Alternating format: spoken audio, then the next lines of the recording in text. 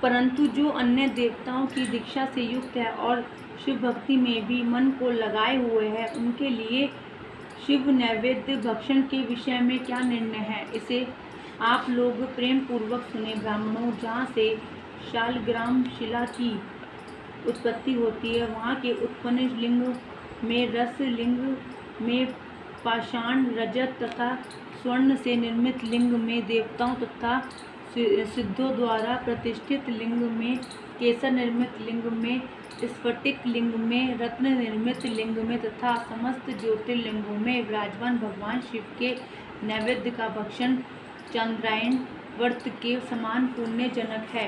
ब्रह्म हत्या करने वाला पुरुष भी यदि पवित्र होकर शिव निर्माल्य का भक्षण करके उसे धारण करे तो उसका सारा पाप शीघ्र ही नष्ट हो जाता है। पर जहाँ चंड का अधिकार है, वहाँ जो शिव निर्माल्य हो उसे साधारण मनुष्य को नहीं खाना चाहिए।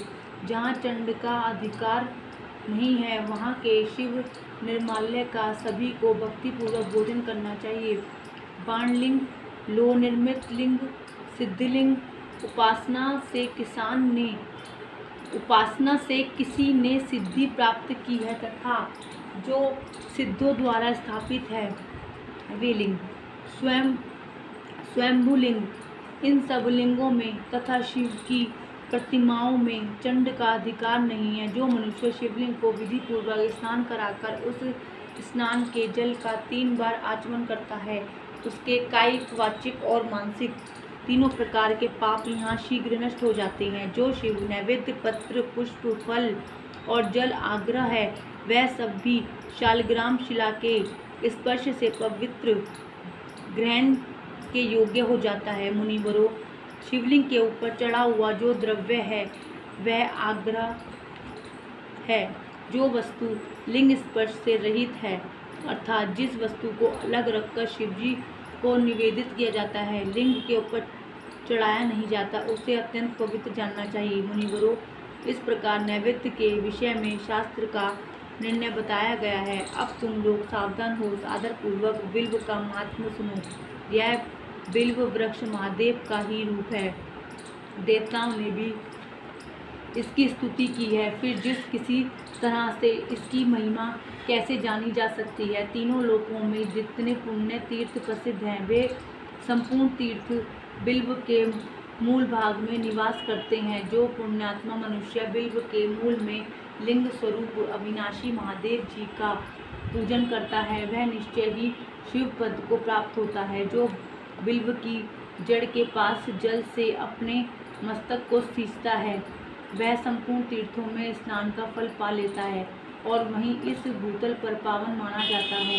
इस बिल्व की जड़ के परम उत्तम थाले को जल से भरा हुआ देखकर महादेव जी पूर्णतः संतुष्ट होते हैं। जो मनुष्य गंध, पुष्प आदि से बिल्व के मूल भाग का पूजन करता है, वह शिवलोक को पाता है और इस लोक में भी उसकी सुख संतति बढ़ती है। जो बिल्व की जड़ के समीप आदरपूर्वक दिवाली जलाकर रखता है, वह तत्वज्ञान से संपन्न हो भगवान महेश्वर से मिल जाता है।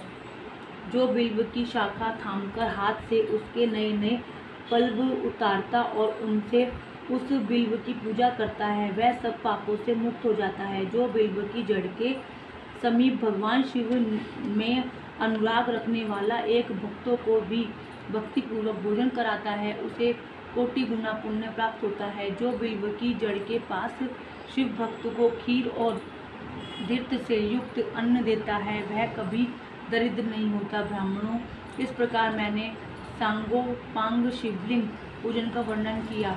यह पवित्र मार्गी तथा निर्वृत्त मार्गी पूजकों के भेद से 2 प्रकार का होता है। पवित्र मार्गी लोगों के लिए पीठ पूजा इस प्रकार भूतल पर संपूर्ण अभिष्ट वस्तुओं को देने वाली होती है।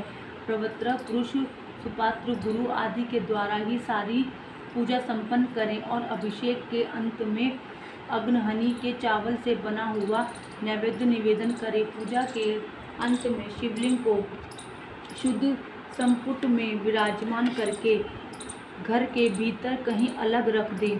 निवृत्त मार्गी उपासकों के लिए हाथ पर ही शिव पूजन का विधान है। उन्हें भिक्षा आदि से प्राप्त हुए अपने भोजन को ही नैवेद्य रूप में निवेदित कर देना चाहिए। निवृत्त पुरुषों के लिए सूक्ष्म लिंग की ही श्रेष्ठ बताया जाता है।